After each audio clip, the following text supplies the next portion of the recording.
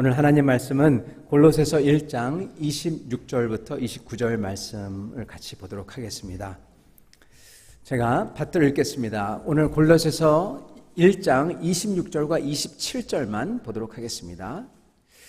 이 비밀은 만세와 만대로부터 감추어졌던 것인데 이제는 그의 성도들에게 나타났고 하나님이 그들로 하여금 이 비밀의 영광이 이방인 가운데 얼마나 풍성한지를 알게 하려 하심이라. 이 비밀은 너희 안에 계신 그리스도시니 곧 영광의 소망이니라. 아멘. 오늘 하나님 말씀은 내 안에 계신 주님을 만나는가라는 제목으로 전하도록 하겠습니다. 여러분, 사실은 여기에 두 가지가 들어있습니다. 내 안에 계신 주님, 그리고 그분을 만나냐, 이 두 가지죠. 오늘 이것을 통해서 저희가 하나님의 복음을 저희가 제대로 알고 그리고 그 복음을 누리는 여러분과 저 되기를 바랍니다. 여러분, 오늘 말씀은 하나님께서 지금 태초부터 간직해 오던 계획이 있는데 그것을 때가 됐을 때 보이시고 실행하셨다고 합니다. 이게 바로 오늘 말씀에 나오는 26절 만세와 만대로부터 감추어졌던 비밀이라고 합니다. 계속 띄워주시면 감사하겠습니다. 26절과 27절을요. 이 비밀이 26절에 보면은 만세와 만대로부터 감추어졌던 것 이렇게 나오죠. 이 비밀이 이제 예수님을 통해서 그의 성도들에게 나타냈다, 드러났다, 그렇게 합니다. 여러분, 이 비밀, 이게 뭘까요? 여러분, 이 비밀은 인류의 가장 근본적인 문제인 하나님 앞에서 떨어져 나간 우리의 죄 문제를 해결해 주는 것입니다. 그런데 그 이상입니다. 여러분, 죄 문제를 해결해 주는 것은 굉장히 시급한 문제입니다. 정말 죽느냐 사느냐 하는 것은 그러한 병을 치료하는 것과 마찬가지죠. 얼마 전에 동물원에서 일하던 분이 코브라에게 물린 사람이 나왔어요. 그분이 물렸는데 그 몸에 일어나는 일이 정말 무시무시 좀 끔찍하더군요. 어떤 거냐면은 독이 내장을 녹아내리게 만듭니다. 근데 문제는 내장 녹아내리는 게 아니라 독이 신경을 마비시켜가지고 숨을 못 쉬게 한다는 데 있어요. 그게 치명적인 겁니다. 그래서 빨리 죽는 겁니다. 그래서 살기 위해서는 우선적으로 그 무엇보다도 숨을 쉴 수 있도록 해독제를 투여해야 된다고 합니다. 빨리. 그 후에 다른 것들, 아무리 끔찍하더라도 그것들을 해결해야 되는 거죠. 하나님께서 예수님을 통해서 하신 역사도요, 이와 비슷합니다. 마치 뱀에게 물린 아담과 하와, 그리고 그 독이 대대로 내려오는 그들의 자손들을 당장 죽는 데서 구하는 것입니다. 그런데 봅시다. 그 위급한 것을 치료하는 것은 가장 시급한 일이지만은 그 후에 일도 해결해야 되죠. 그러면 죄로 죽는 데서 구하는 것을 하셨지만 삶 속에 남아있는 죄의 끔찍한 결과, 내장이 녹아내리는 것 같은 그러한 결과들도 해결이 돼야 된다는 겁니다. 그리고 뱀에게 물린 사람이 독에서 치유받습니다. 그게 급하지만 여러분, 근데 그걸 보고 저게 저 사람의 인생의 목적이다, 그러는 분은 없지 않습니까? 아무리 급해도, 아무리 중요해도 그게 그 사람의 인생의 목적은 아니죠. 인생을 사는 이유가 뱀에게 물린 것을 치료하는 데 있는 게 아니라는 겁니다. 여러분, 하나님께서 인간을 죄에서 구했어요. 그 급한 독에서 구했습니다. 그 후에도 하나님의 성화가 계속 일어나야 됩니다. 그 끔찍한 일이 내장에 녹는 게 일어나는 것처럼 성화가 일어나야 됩니다. 그리고 또한 인간을 그 죄에서 구하는 게, 그게 주님의 목적이 다가 아니라는 거예요. 이 하나님의 목적, 그것은 뭘까요? 여러분, 오늘 하나님 말씀은 하나님께서 목적이 있으시대요. 그냥 뱀의 독에서 사람을 구하는 게 그 인간의 목적이 아니듯이, 그 사람의 목적이 아니듯이 하나님께서 우리를 죄에서 구원하는 것 중요하지만 그 외에 더 큰 목적이 있다고 하십니다. 그리고 그것은 만대 동안 감추어져 왔다고 합니다. 그래서 비밀이라고 심지어 얘기하는 것입니다. 여러분, 태초에서부터 드러나지 않았던, 심지어 아담과 하와도 몰랐던 것, 그리고 천사들도 모르고 사단도 모르고 당연히 죄진 사람들도 우리도 몰랐죠. 여러분 그게 뭘까요? 꿈도 못 꾸는 것. 근데 오늘 하나님 말씀이 그 비밀 같은 게 26절 이제는 그의 성도들에게 드러났다. 그렇게 말씀하십니다. 비밀 같았던 하나님의 뜻이 예수 그리스도 안에서 만천하에 드러났고 그리고 여기는 안 나오지만 그걸 버는 천사들은 흠모를 금치 못하고 사단 마귀들은 경악을 금치 못한다는 겁니다. 그리고 그것을 아는 성도들은 그 주님께 어떻게 반응하냐? 경배와 찬양, 여러분 영광, 자기의 모든 것을 다 동원해서 다 드린다는 겁니다. 주님께 영광을 드리지 않을 수가 없다는 겁니다. 왜요? 너무너무나 놀랍고 너무너무나 귀하니까. 성도 여러분, 많은 사람들이 주님을 믿는다고 하지만 주님을 순종하기가 어렵다고 하며 주님을 순종 못하는 사람들이 많습니다. 그 이유가 우리를 위한 그 계획과 우리를 위해 마련하신 그 비밀스러운 영광스러움을 우리가 몰라서 그래요. 아니 안다고 하더라도 그걸 진짜로 여기지 않아서 그걸 믿겨지지 않아서 그걸 느끼지 못해서 저희가 순종을 사실을 못하는 겁니다. 진짜 저희가 그것을 알면요 그 주님께 저희의 모든 것을 다 동원해서 찬양과 경배와 내 목숨마저도 드리고 싶지 않을 수가 없다는 겁니다. 성도 여러분, 그게 여기서 지금 나오는 말씀이에요. 그걸 하나님의 말씀을 이렇게 표현하십니다. 27절 이 비밀은 뭐냐? 너희 안에 계신 그리스도시니 곧 영광의 소망이니라 이렇게 말씀을 하십니다. 성도 여러분, 놀랍고 놀라운 것은 그리스도가 우리 안에 계시다는 것입니다. 이것이 천사도 그 어느 누구도 꿈도 못 꿨다는 겁니다. 내가 그리스도와 연합하여 하나가 됐다는 거예요. 그래서 내가 예수님께서 연합해서 예수님께서 십자가에서 죽으실 때 나도 같이 죽고 그리고 예수께서 부활하실 때 나도 같이 지금 부활했다는 겁니다. 적어도 저희의 스테이터스는 저희의 위치와 지위와 그리고 더욱 놀라운 것은 그 부활의 역사가 내 안에서 지금 일어나고 있다는 것입니다. 여러분, 많은 분들은 이것을 간과합니다. 하나님의 목적은 우리가 단순히 죄에서 구원받는 게 아니라 우리가 그리스도의 영을 가지고 그리스도의 능력을 가지고 인격을 가지고 사랑과 거룩을 가지고 즉 그리스도의 성격에 참여하는 겁니다. 즉 하나님 닮는 거예요. 창세기 1장에 나왔던 하나님의 형상을 온전하게 되고 플러스 더 있는 겁니다. 여러분 이게 왜 중요하냐 하면요. 그리스도의 형상을 닮을 때 내가 하나님 아들과 하나가 되고 내가 하나님 아들처럼 진짜 될 때 그때 비로소 하나님과 영원히 같이 있을 수가 있는 것입니다. 성도 여러분, 이걸 놀랍게 여기지 마시기 바랍니다. 우리는 믿음으로 구원을 얻는 게 아니냐? 맞습니다. 믿음으로 구원을 얻습니다. 그러나 그 믿음의 끝은 무엇이냐? 예수를 닮은 사람이라는 거예요. 저희가 이 세상을 살면서 사실은 그게 완전하게 일어나지는 않습니다. 어떤 분은 그래서 심지어 우리를 보면서 사실은 변화는 없어 그렇게까지 얘기합니다. 성도 여러분, 그것은 살아계신 하나님을 모르는 얘기입니다. 저의 속에서는요 지금 변화가 일어나고 있고 일어나야만 합니다. 우리 주님을 알면은 그 살아계신 주님이 내 속에 계시면 꿈틀거리며 그 속에서 변화가 일어나고 그 끝에는 예수 그리스도의 모습이 우리 주님을 뵐 때 내 능력은 아니지만 주님이 우리를 예수님의 모습으로 바꿔서 그 앞에 서는 겁니다. 그래서 하나님과 영원히 같이 있을 수 있는 거예요. 주님의 아들의 모습이니까. 그러면 요한복음 17장 21절에 이렇게 말씀합니다. 아버지여 아버지께서 내 안에 내가 아버지 안에 있는 것 같이 그들도 다 하나가 되어 우리 안에 있게 하사. 여러분 주님 안에 있는 게 목적이에요. 그리고 23절, 내가 그들 안에 있고 아버지께서 내 안에 계시어 내가 그들 안에 있고, 이게 목적이라고 합니다. 삼위일체 하나님과 영원히 같이 있게 하는 게 하나님의 목적입니다. 사실은.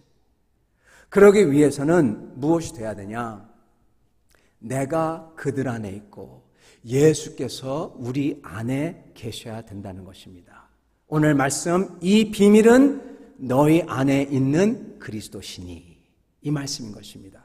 성도 여러분, 저희가 정말 복음을 듣고 주님을 믿게 되면 주님이 우리 안에 거하십니다. 주님이 분명히 밝히세요. 그러면 주님 거가 되고, 그리고 주님이 우리 속에 들어와서, 우리 영 안에 들어와서 하나가 된다고 얘기하세요.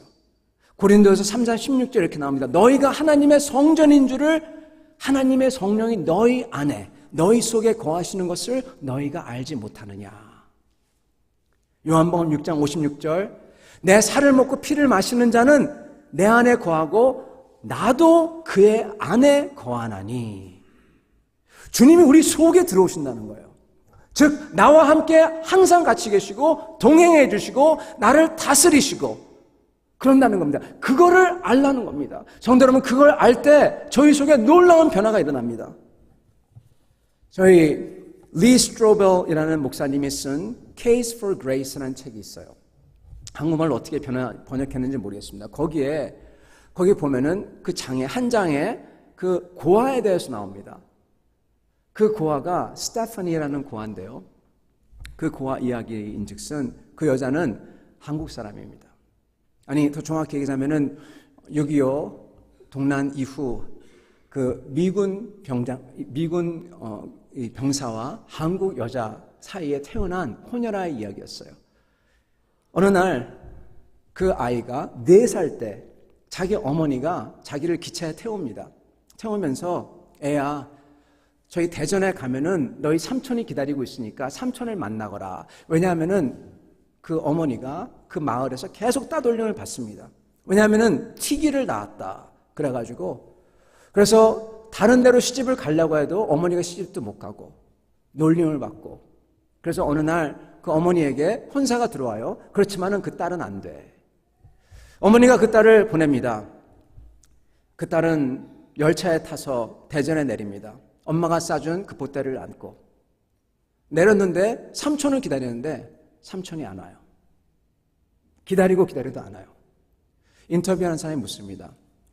진짜 삼촌이 기다리고 있었다고 생각합니까? 그러니까 스테파니가 하는 말이 I don't know. 모릅니다. 그렇지만 나는 기다리고 있었다고 믿고 싶어요. 삼촌이 없어요.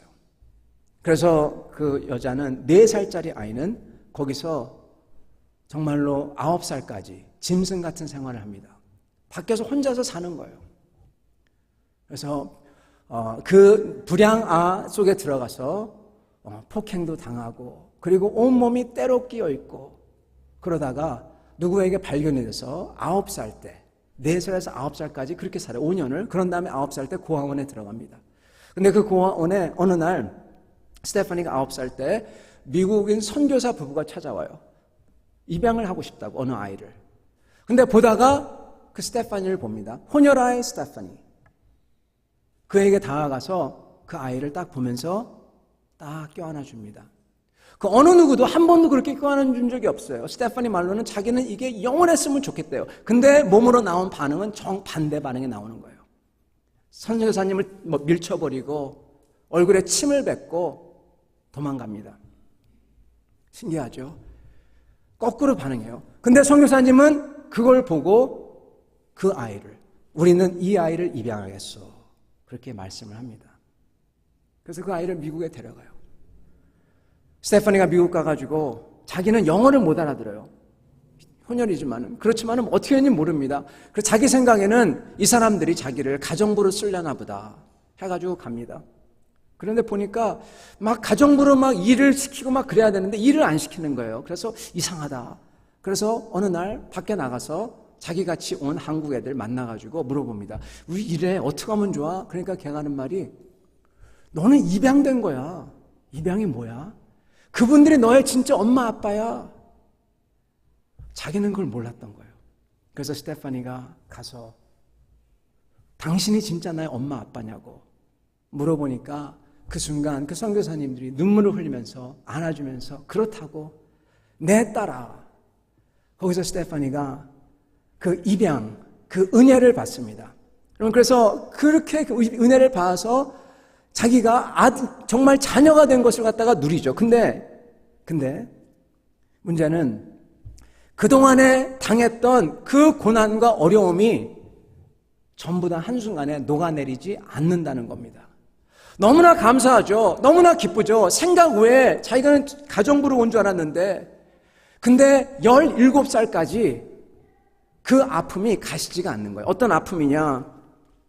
내 엄마 아빠는, 입양한 엄마 아빠는 나를 몰라. 내가 진짜 어떠한 사람인지 알면, 내가 어떤 짓을 했고 어떠한 게 나한테 일어났고 내 과거를 알면 어쩌면 이 부부는 나를 버릴지도 몰라. 그런 생각에 항상 걱정을 하며 자기를 안 보이는 거예요. 보일만 하다가 닫고 보일만 하다가 닫고 항상 걱정에 떨면서 그러면서 그 아버지 어머니에게 반항을 하고 싸우고 17살 때까지 그렇다고 합니다. 진짜 나를 알면 너무너무나 이것을 감당하다가 감당을 이제 더 이상 그 부부가 못하겠는 거예요. 그래서 어느 날 스테파니가 막 울면서 엄마에게 소리를 치며 싸울 때 더 이상 어머니가 핸들이 안 되니까 그냥 나갑니다. 아버지가 들어와요.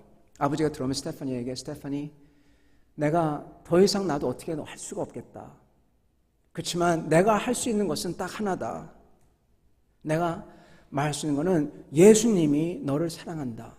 예수님이 너와 함께 있다. 그 얘기를 던져놓고 나갑니다. 그 인터뷰에서 스테파니는 이렇게 기록합니다. 자기가 그 얘기를 듣고 문을 닫고 아버지가 나간 다음에 드디어 나를 버렸구나. 드디어 나를 알고 나를 버렸구나 생각하고 그러면서 있었대요. 근데 갑자기 불현듯 이 생각이 떠오릅니다. 예수님이 나와 비슷하구나. 여러분, 예수님도 버림을 받았어요. 하나님이 십자가에 자기 아들을 내어줬어요. 온갖 고초를 다 당했어요. 예수님도 어디서 누가 아버지인지 모르지만 그 아버지도 자기를 버렸고 그리고 고난을 당하고 예수님이 나의 고난을 알지도 모르겠다. 내 심정을 알지도 모르겠다. 그 생각이 머리에 싹 스며오더랍니다. 그 순간 스테파니는 여태까지 울지 않던 사람이 여러분 그렇게 사는 사람은요 울면은 안 돼요. 그렇게 4살부터 9살까지 울면 안 됩니다. 울면은 죽는 겁니다. 어떻게든 싸워서 이겨야 되는 사람이었어요. 그 사람이 그 순간 울기 시작합니다. 걷잡을 수 없는 눈물이 흘러내립니다. 하나님이 그 주님이 나와 같은 것을 경험했다니 그리고 그가 나와 지금 함께 있다니 대성통곡을 합니다. 소리를 지르며 웁니다. 그 소리를 듣고 엄마 아빠가 뛰쳐 들어와요. 그래서 스테파니를 붙잡고 같이 기도를 합니다. 그 스테파니라는 그분은 하는 말씀이 그 후로 자기는 모든 게 달라졌다고.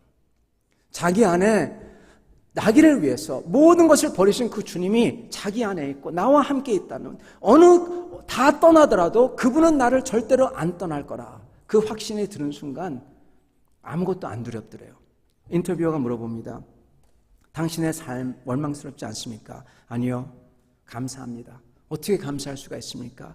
살아계신 예수 그리스도를 알게 해줬기 때문에 감사합니다.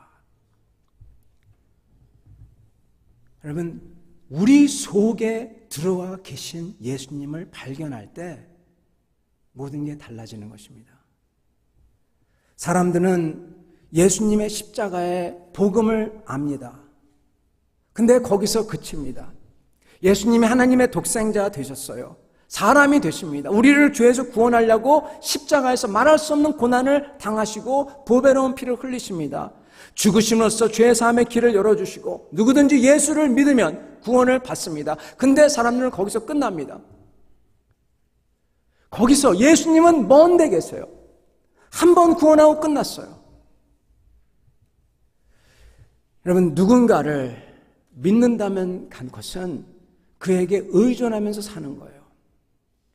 근데 예수님을 믿는다고 하면서 단 한 번도 살아계신 주님, 내 속에 계신 주님, 나와 동행하신 주님을 의존하고 의지하고 그를 정말로 믿어본 적이 없는 것이 우리 크리스찬들의, 많은 크리스찬들의 문제라는 것입니다. 여러분, 예수를 믿으면서도 저희의 혈기, 성질, 옛 습관 버리지 못하고 여전히 죄 가운데 살고 용서 못하고 사랑도 못하고 기쁨 없고 감사 없고 그 모든 문제는, 그 원인은 하나밖에 없습니다. 바로 십자가, 그는 십자가 복음을 몰라서 그런 게 아니라 저의 속에 찾아오신, 나와 함께 계신 예수님을 모르는 겁니다. 내 마음속에 오신 예수님, 내 속에 계신 주님을 만나지 못한 거죠. 믿지만 멀리 있는 거예요. 실제로 살아계신 주님을 믿지 않고 있는 겁니다. 예수님께서는 저희에게 약속했어요. 우리와 함께 계시겠다고. 단순히 우리를 용서하겠다 그렇게만 말씀하지 않으시고, 우리를 위해 대신 죽어주겠다 그렇게만 말씀하지 않으시고, 주님이 약속하는 것은 우리와 함께 계시겠다 그렇게 말씀하셨습니다. 요한복음 14장 16, 18절, 내가 너희를 고아와 같이 버려두지 아니하고 너희에게로 오리라. 성도 여러분, 사람들은 성경의 말씀을 흔히 저희가 주님을 믿은 다음에 이렇게 살아야 되지, 저렇게 살아야 되지 생각합니다. 그렇게 살아야 되는 건 맞습니다. 근데 문제는 신약 성경의 말씀은 그게 아니라는 데 있어요. 그게 아닙니다. 여러분, 신약 성경에서 나오는 말씀은 우리에게 명령하거나 이게 법이야 그렇게 얘기하는 게 아닙니다. 뭐라고 얘기하냐? 너희가 예수님과 연합하여 하나가 되면은 그 사람은 이렇게 놀라운 삶을 살아. 그러면서 보여주는 게 내용이에요. 그 안에 기쁨과 그 안에 평강과 이러한 것들이 다 있어. 여러분, 우리가 해야 되는 게 아니라 예수님이 내 안에 들어오고 내 안에 들어온 예수님과 내가 동행한 살면은 그게 저절로 일어난다는 얘기입니다. 성도 여러분, 이게 복음이에요. 예수님과 동행할 때 내가 변한다는 겁니다. 여러분, 사람들이 예수님과 동행한다고, 예수님을 안다고 하지만, 믿는다고 하지만 이 함께 하심이 믿어지지 않으니까 세상에서 이끄는 힘대로 따라가는 거예요. 예수님은 먼 것 같고 세상이 가까운 것 같거든요. 저희가 정말 예수님을 믿게 되면 그 안에서 원수도 사랑할 수 있는 삶을 살게 된다는 것입니다. 죄를 이기는 삶을 살 수 있게 된다는 것입니다. 물론 여기서 완전하진 않아요. 완벽하진 않아요. 그러나 그 시작이 여기서 꿈틀거리며 역사한다는 겁니다. 성도 여러분, 사도 서신의 말, 사도 바울 서신의 말씀, 내 마음에 와 계심이 분명한 사람은 세상을 따라서 못 살게 되어 있대요. 살 수가 없다는 겁니다. 살고 싶어도 그렇게 안 된다는 겁니다. 왜 그런지 아시나요? 새 피조물이니까. 왜 그런지 아시나요? 예수 그리스도께서 내 속에 떡하니 버티고 계시니까요. 이 비밀은 너희 안에 계신 그리스도시니. 여러분, 주님이 우리 안에 계시대요. 그 주님의 성령이 우리 안에 계시대요. 이 세상에서 제일 힘센 분, 제일 권세 있는 분이 우리 안에 계시대요. 그러니까 우리 속에 세상이 틈탈 수가 없다는 겁니다. 가장 강한 분이 우리 주님이신데 세상대로 못 살게 된다는 겁니다. 비록 어떤 때는 세상이 이기는 것 같아도, 주님이 조용히 계신 것 같아도 우리는 알아요. 우리 속에서 주님께서 역사하시고 계시는 것을. 그런 우리에게 오늘 주님께서 한마디를 더 하십니다. 소망. 너희 안에 계신 그리스도시니, 이 비밀은 너희 안에 계신 그리스도시니 곧 영광의 소망이니라. 성도 여러분, 로마서 8장 18절 이렇게 말씀합니다. 생각하건대 현재의 고난은 장차 우리 안에 나타날 영광과 비교할 수 없도다. 성도 여러분, 저희가 주님을 모시고 살 때 거기에 행복이 있고 만족, 평화, 기쁨이 있습니다. 근데 거기에 하나가 더 있어요.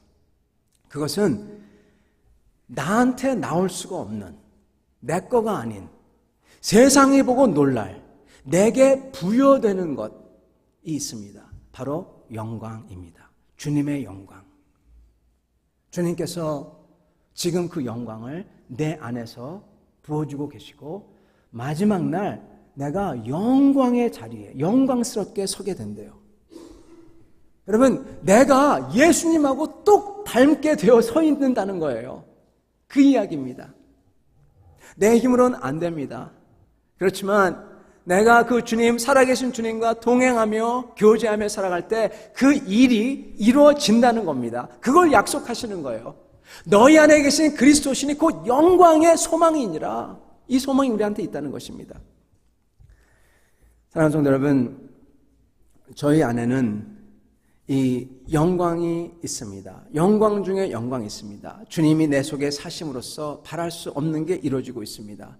근데 많은 사람들은 이것을 찾지 않고 쉽게 포기합니다. 제가 어제 이 3구역과 5구역 이렇게 구역 모임이 있었습니다. 거기 가서 참 어제 정말 아름다운 날, 오늘같이 아름다운 날인데 거기서 같이 식사를 하며 정말 좋은 교제 시간을 가졌습니다. 수고해 주신 구역장님들 정말 참 너무나 정말 잘하셨습니다. 근데 가서 대화를 하는데 어느 성도분 이런 얘기를 하시더라고요. 아파서 응급실에 가셨대요. 응급실에서 10시간을 기다리셨다고 합니다. 깜짝 놀랐어요. 제가 5시간 기다렸던 건 얘기는 들었지만 10시간은 들어본 처음이었던 것 같아요. 근데 더 놀라운 것은 옆에 있는 분들이 이구동성으로 그건 당연하죠. 네, 당연해요. 5시간은 기본이죠. 7시간 정도 기다립니다. 네, 다들 당연히 여기시더라고요. 놀랐어요. 여러분, 근데 그분도 대단합니다. 포기하지 않고 10시간까지 끝까지 기다렸어요. 그래서 마침내는 누구를 만나냐? 스페셜리스트를 만나보고 판정을 받고 딱 오십니다. 여러분, 만약에 여러분께서 정말 내가 죽는 것 같은 병에 걸렸어요. 그래서 이렇게 이머전시에 갑니다. 근데 딱 오니까 간호사가 와요. 간호사 만나고 여러분 집에 가시겠습니까? 안 그러잖아요. 그 다음에 인턴이 와요. 딱 봐도 인턴 학생이에요. 여러분, 인턴 만나고 집에 가시겠어요? 죽을 것 같은데? 아니잖아요. 그 다음에 레지던트가 와요. 7시간 지난 후에. 그럼 레지던트 만나고 집에 가시겠습니까? 우리는 전부 다 만약에 이머전시에 가면은 정말 죽을 것 같으면은 스페셜리스트 만나고 가죠. 전문의를 만나야 하지 않습니까? 저희가 저의 삶에서 예수님을 믿는다고 하면서 많은 분들은 예수님, 내 안에 계신 예수님, 그분을 만나는 대신에 딴 것, 거기서 그치고 집에 돌아갑니다. 거기서 그치고. 그게 무엇이든지. 어느 정도 성경 읽고, 어느 정도 기도하고, 어느 정도 했으니까 됐지. 돌아온 탕자의 이야기가 있죠. 그 돌아온 탕자의 이야기가 감동적입니다. 왜 감동적일까요? 탕자가 집에 딱 돌아왔습니다. 근데 딱 돌아왔을 때 형이 딱 맞으면서 동생아 정말 잘 돌아왔다 껴안아주면서 그래 내가 가진 모든 것 너하고 나눌게 딱 그랬습니다. 여러분, 그걸로 끝나면은 그게 감동적일까요? 그 동생을 보면서 종들이 나옵니다. 뛰쳐나오면서 여기 아버지가 마련해 주신 옷하고 반지가 있습니다. 입으십시오. 근데 아버지 어디 있어? 아버지 당신 안 만난다십니다. 아버지가 당신에게 땅도 다시 주고 옷도 주고 금가락지도 다 줬지만은 아버지가 당신 안 만난다고 하십니다. 여러분, 그거는 해피엔딩이 아닙니다. 만족이 없습니다. 그 아들은 그 아버지를 만나서 아버지가 껴안아주며 그 아버지가 그 아들을 용서해 주는 때까지 그 아버지를 찾습니다. 그런 다음에 거기에 평화가 있고 거기에 만족이 있습니다. 성도 여러분, 저희는 그 주님이 우리 속에 계시고 우리 속에 말할 수 없는 영광을 준비하고 계신다고 하는데 많은 사람들은 그 주님을 누리지 못하고 그냥 중간에서 끝이고 맙니다. 가락지로 끝나요. 옷으로 끝나요. 사랑하는 성도 여러분, 주님께서 우리에게 만세와 이 만대의 비밀을 주셨어요. 그 어느 누구도 보지 못하던, 아담과 하와도 모르던 천사들이 이걸 알고 흠모하고 사단 마귀가 이걸 알면서 막 분노하는 그러한 것을 주셨는데, 바로 우리 속에 그리스도가 계시고 내가 그와 함께 있다는 겁니다. 성도 여러분, 이것을 저희가 받아 누려야 됩니다. 우리가 내 안에 계신 그리스도와 동행하려고 그 주님을 항상 찾고 24시간 그와 함께 동행하는 삶, 그분의 음성을 듣고 그분께 아뢰고 그분과 함께 가는 삶, 그것을 누릴 때 진짜 저희가 하나님의 은혜 안에서 거하는 것입니다. 그 안에서 저희가 변화를 받는 거예요. 사랑하는 성도 여러분, 수많은 분들이 주님을 알지만 이 주님이 주시는 말할 수 없는 평화와 기쁨과 변화와 그리고 영광, 이것을 누리지 못합니다. 이것을 꼭 찾아서 누리시는 여러분과 저 되기를 예수 그리스도로 축원합니다. 같이 기도하겠습니다.